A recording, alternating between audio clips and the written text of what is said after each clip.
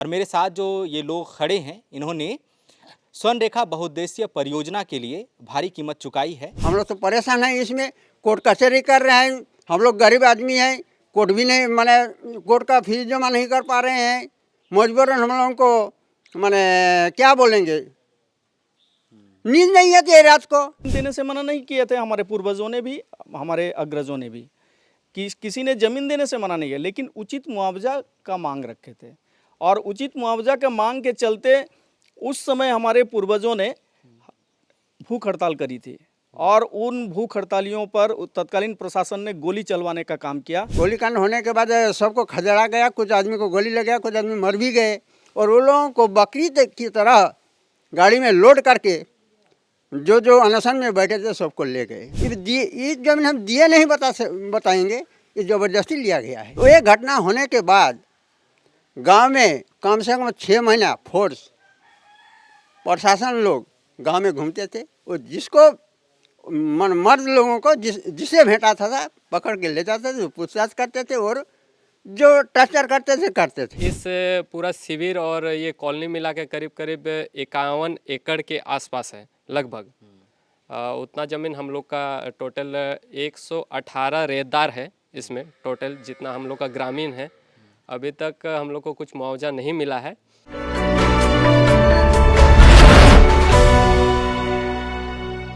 नमस्कार, the fourth pillar देख रहे हैं आप। विकास से किसी को शिकायत नहीं है, लेकिन उसके बदले में भारी कीमत जब चुकानी पड़ती है तो शिकायत होती है। और मेरे साथ जो ये लोग खड़े हैं, इन्होंने स्वर्णरेखा बहुउद्देशीय परियोजना के लिए भारी कीमत चुकाई है। और शिकायत इस बात की है कि कई चुनावों में वादों के बाद भी इनकी मांगों पर ध्यान नहीं दिया गया। दरअसल इन्होंने चांडिल बांध निर्माण और उसके आसपास और जो निर्माण कार्य हुए हैं उनके लिए अपनी ज़मीनें दी थी, लेकिन आज तक इन्हें मुआवजा नहीं मिला। और इस बात को 40 साल से ज़्यादा बीत चुके हैं और कई पीढ़ियों ने इसके लिए लड़ाई लड़ी है। ये ईचागढ़ विधानसभा का चांडिल प्रखंड का घोड़ानेगी गांव है और ये वहीं के ग्रामीण हैं जिन्होंने अपनी ज़मीनें चांडिल बांध परियोजना के लिए दी थी। क्या नाम है चाचा आपका? मेरा नाम है कमल महतो।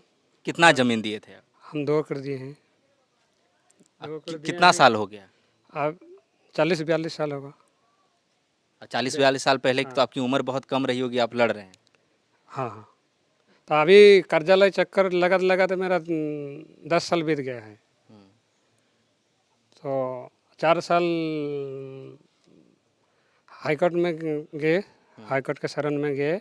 उसके बाद जजमेंट हुआ है, जजमेंट दिया है 6 महीना के अंदर पेमेंट किया जाए, नहीं तो खाली किया जाए। टोटल हम लोग का ज़मीन है 51 एकड़ 58 डिसमिल है। पूरा कॉलोनी बना है, पूरा बहुत सारा टेक्निकल कॉलेज बना है, रेस्ट हाउस बना है, गोदाम, पानी टंकी, बहुत सारा बना है। जितना ज़मीन आपका है उसमें कितना मुआवजा आपको मिलना चाहिए, कितना आप मांग रहे हैं? 1 लाख रुपया डिसमिल, प्रति डिसमिल। अच्छा, तो अभी आश्वासन सरकार की तरफ से रेट तय किया गया कि देंगे? नहीं दिया है, तो ही नहीं हुआ है। तो अभी आप क्या करेंगे आगे? अभी तो चुनाव भी आने वाला है। हम देखा जाए क्या करेंगे, कोर्ट में हम लोग के है ना। कोर्ट में आप लोग का मामला है ना। कोर्ट का चलिए, मामला है। और भी लोग हैं। आपका क्या नाम हुआ? आमीन कुमार महतो। आपने कितनी ज़मीन दी है? मेरा ज़मीन कुल लगभग 3 एकड़ के आसपास है। और उसमें पॉलिटेक्निक कॉलेज थोड़ा टच होता है। उसके बाद फिर पुराना जो अनुमंडल कार्यालय था वो था। उसके बाद फिर गोदाम, कुछ गोदाम का एरिया आता है मेरे ज़मीन में। टोटल इस पूरा शिविर और ये कॉलोनी मिला के करीब 51 एकड़ के आसपास है लगभग। उतना ज़मीन हम लोग का टोटल 118 रेतदार है। इसमें टोटल जितना हम लोग का ग्रामीण है, अभी तक हम लोग को कुछ मुआवजा नहीं मिला है। और मुआवजा को लेके काफ़ी हम लोग संघर्ष किए, काफ़ी दर भटके, चाहे विधायक जी हो, चाहे मंत्री जी हो, चाहे जो भी है सचिव जी हो, हर जगह हम लोग ने अपना दस्तावेज जमा किए, लेकिन अभी तक हम लोग को कुछ मुआवजा हासिल नहीं हुआ। उसके तत्पश्चात हम लोग हाईकोर्ट के शरण में गए। हाईकोर्ट में शरण में जाने के बाद हम लोग को रिसेंट में ही अप्रैल में एक जजमेंट आया। जजमेंट आने के बाद उसमें कहा गया है जजमेंट में कि हम लोग को 6 महीना के अंदर अगर विभाग हम लोग को पेमेंट नहीं करती है तो फिर हम लोग को शिविर और कॉलोनी वगैरह सारा खाली करनी पड़ेगी, ये जजमेंट में कहा गया है। लेकिन अभी तक 4 महीना बीत चुकी है, लेकिन अभी तक वैसा कोई हम लोग को ना कोई नोटिस मिला है और ना कोई पेमेंट हुआ है। अभी तो अब चुनाव भी आ गया, जो भी जनप्रतिनिधि जीत कर गए होंगे या वोट मांगने आते होंगे, वो लोग तो वादा तो करते होंगे कि भाई आपकी इस समस्या का, और आप लोग बताते भी सबसे बड़ी समस्या यही होंगे। हाँ, बिल्कुल बताता हूँ, और सभी ने वादा भी करते हैं, परंतु वास्तविकता जब आती है तो हल्का फुल्का प्रयत्न सब करते भी हैं, परंतु उससे माने किसी तरह का कोई परिणाम नहीं निकलती है। और यही सब चीज़ों से हम लोग काफ़ी दिनों से ये सारे चीज़ों को झेलते झेलते हम लोगों ने सोचा कि न्यायालय के शरण में जाना ही सबसे उचित होगा, और हम न्यायालय के शरण में सभी ग्रामवासी हम लोग न्यायालय के शरण में गए। और न्यायालय से हमें उम्मीद भी है, न्यायालय से जो हमें मिला है जजमेंट, उसके आधार पर 6 महीने के अंदर इनको या तो पेमेंट करने हैं या इनके सारे कंस्ट्रक्शन को डेमोलिश करके और हमें अपना लैंड फ्री करके देने के लिए बोले हैं। आपकी कितनी ज़मीन थी? अप्रॉक्स 3.25 एकड़ के लगभग में हमारी ज़मीन गई है। जितनी ज़मीन है उसका पूरा मुआवजा कितना मिलना चाहिए आपको? आज पूरा वर्तमान समय में देखिए, मुआवजा ही सरकार की तरफ से जो माने तय किया गया है, उस हिसाब से भी यदि मिलते हैं तो करीब करीब 3.25 करोड़ के आसपास होते हैं। जो अभी वर्तमान में जो रेट चल रहा है, सरकार का जो रेट चल रहा है, उस हिसाब से भी यदि पेमेंट करते हैं तो 3.25 करोड़ के आसपास में है। वैसे हमारे इस क्षेत्र में ज़मीन तो मार्केट अगर बाज़ार भाव के हिसाब से जैसे 4 गुना बोला गया था, जो 2013 का जो लैंड एक्विजिशन एक्ट है, उसमें जो कानून के आधार पर जो पास हुआ है, उसके आधार पर तो वर्तमान जो मार्केट रेट है उसका 4 गुना पेमेंट करना था। तो अगर उस आधार पर करेंगे तो बहुत है। वर्तमान में हमारे यहाँ 5 लाख 6 लाख रुपया डिसमिल में ज़मीन बिकती है, तो उसका हम लोग ये नहीं करते हैं, चूँकि हम लोग विकास विरोधी हैं भी नहीं। शुरू से हमारे गांव के लोगों ने सेक्रीफाइस किए हैं, NH 33 के लिए ज़मीन दिए हैं, स्वर्णरेखा प्रोजेक्ट का निर्माण का शुरुआत यहाँ से हुआ है, उसके लिए भी इन्होंने ज़मीन देने से मना नहीं किए थे, हमारे पूर्वजों ने भी, हमारे अग्रजों ने भी, किसी ने ज़मीन देने से मना नहीं किया, लेकिन उचित मुआवजा का मांग रखे थे। और उचित मुआवजा का मांग के चलते उस समय हमारे पूर्वजों ने भूख हड़ताल करी थी, और उन भूख हड़तालियों पर तत्कालीन प्रशासन ने गोली चलवाने का काम किया। और चूँकि उस समय थोड़ा सा कम्युनिकेशन प्रॉब्लम था, आवाज़ बहुत दूर तक जाती नहीं थी, और इस तरह की मीडिया की उस समय व्यवस्था नहीं थी, जिसके कारण हमारे आवाज़ यहीं दब गए। और लगभग 1 साल तक प्रशासन के द्वारा हमारे गांव के लोगों को बहुत प्रताड़ित किया गया। माने उस अनशन के बाद, भूख हड़तालियों को गोली चलाने के बाद ऐसा सिचुएशन यहाँ पे क्रिएट हो गया था कि 1 साल तक हमारे गांव में कोई पुरुष रहते नहीं थे, डर से भाग जाते थे। प्रशासन उन्हें उठा के ले जाते थे, बहुत मारपीट करती थी। उसके कुछ साल के बाद जैसे ही डैम का काम चालू हुआ तो लोगों को रोजगार, लोगों की आवश्यकता हुई, काम करने के लिए लोगों की आवश्यकता थी, तो फिर लोगों को काम देने के लिए बुलाए और लोग धीरे धीरे नॉर्मल होके काम करने लगे, रोजी रोटी की व्यवस्था थोड़ी बहुत होने लगी।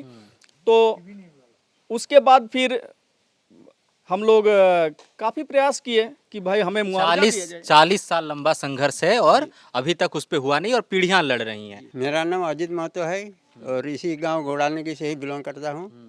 मैं एक किसान परिवार से हूँ। तो मैं इस गांव का दुखद कहानी थोड़ा आप लोगों को सुनाना चाह रहा हूँ। ये गांव जो हम लोगों का घोड़ालगी गांव है, ये छोटा सा गांव है। इसमें ज़्यादातर लोग किसान ही हैं, लेकिन इस किसानों का ज़मीन विकास के काम से हम लोग कितना दिए ये आपको सुना दे रहे हैं। फास्ट हुआ, हम लोग ज़मीन दिए NH 33 जो गांव के बीचों बीच गया है।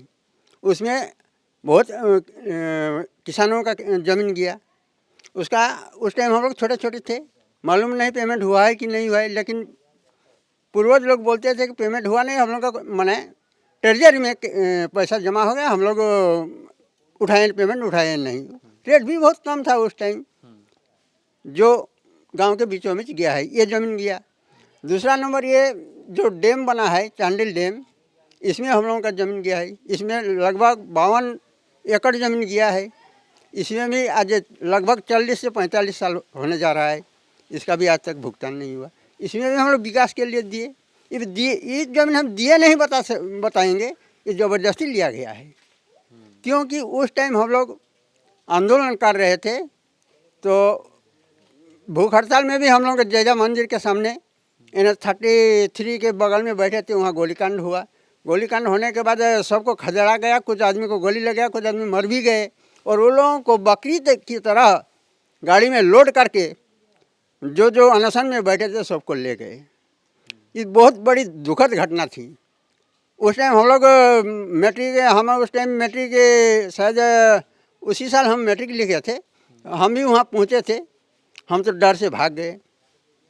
तो ये घटना होने के बाद गांव में कम से कम 6 महीना फोर्स प्रशासन लोग गांव में घूमते थे, और जिसको मर्द लोगों को जिसे भेंटाता था पकड़ के ले जाते थे, पूछताछ करते थे, और जो टर्चर करते थे। सिर्फ अनशन करने की सजा मिल रही थी। हाँ। तो मैंने उस दरमियान आदमी लोग क्या क्या डर से मर्द लोग घर से भागने लगा। फिर जो थोड़ा शांत हुआ तो फिर धीरे धीरे वापस आए, और आने के बाद तब तक इधर कॉलोनी का काम भी थोड़ा बहुत शुरू हो गया। इधर से आके आदमी लोग उस काम में एडजस्ट हो गए, धीरे धीरे काम करने लगे। वैसे आपने कितनी ज़मीन दी है अपनी? मेरा उसमें लगभग 3 एकड़ के लगभग है। अगर सरकार जो दर तय करती है उस हिसाब से भी पैसा मिले तो कितना पैसा मिलना चाहिए आपको? देखिए, अभी फिलहाल हम लोगों के यहाँ जो 32 बाईपास रोड बन रहा है, उसमें लगभग आपका 18-19 का रेट जो सरकार तय की है, उसमें 1,03,000 का पेमेंट कुछ आदमी का हुआ है। कुछ आदमी का हुआ है, और बाकी पेमेंट तो अभी पेंडिंग है, केस चल रहा है। जो 18-19 में एक्वायर किया उसका 10 आदमी का हुआ है, जो 14-15 का एक्वायर किया हुआ था, वो रेट कम होने के चलते उसका तो पेमेंट लिया नहीं। तो अभी फिलहाल 1,03,000 18-19 का रेट के हिसाब से पेमेंट हो चुका है। अब 18-19 का रेट है, वो अब 24 हो रहा है, तो रेट और बढ़ भी सकता है। ये हुआ डैम की बात। अब पांगला डैम जलाशय केंद्र जो बना है, उसमें भी गांव के बीचों बीच जमीन को काटते हुए नदी में गिराया गया है। उसमें बहुत आदमी का जमीन चला गया। फिर अभी फिलहाल जो आज हम बता रहे हैं 14-15 एकड़ वाला 32 रोड, इसमें भी पूरा बीचों बीच गांव के बीचों बीच आके 33 में टच कर रहा है। तो हर तरह से हम लोगों का जमीन जो कृषक हम लोगों का है, कृषक हम लोग हैं, कृषि जमीन है, सब इधर से उधर से सरकार विकास के नाम से एक्वायर तो कर रही है, लेकिन हम लोगों को आज तक भुगतान नहीं मिल रहा है। ये ऐसा क्यों हो रहा है? हम लोग तो परेशान हैं इसमें। कोर्ट कचहरी कर रहे हैं, हम लोग गरीब आदमी हैं, कोर्ट भी नहीं कोर्ट का फीस जमा नहीं कर पा रहे हैं। मजबूरन हम लोगों को क्या बोलेंगे, नींद नहीं आती है रात को देख के। रोड तो कंप्लीट होने जा रहा है, लेकिन आज तक पेमेंट भी नहीं हुआ है। ये दुखद घटना है। तो ये घोड़ानेगी गांव है, ईचागढ़ विधानसभा में आता है। तो आप देखिए, ये सारे लोग किसान हैं और उन्होंने अपनी कृषि ज़मीनें दी हैं। सरकार ये वादा करती है कि विकास जो है आधारभूत ढांचे के निर्माण के हिसाब से भी अच्छा चल रहा है, और चूंकि झारखंड कृषि प्रधान राज्य है तो किसानों के लिए भी बहुत भलाई के काम हो रहे हैं।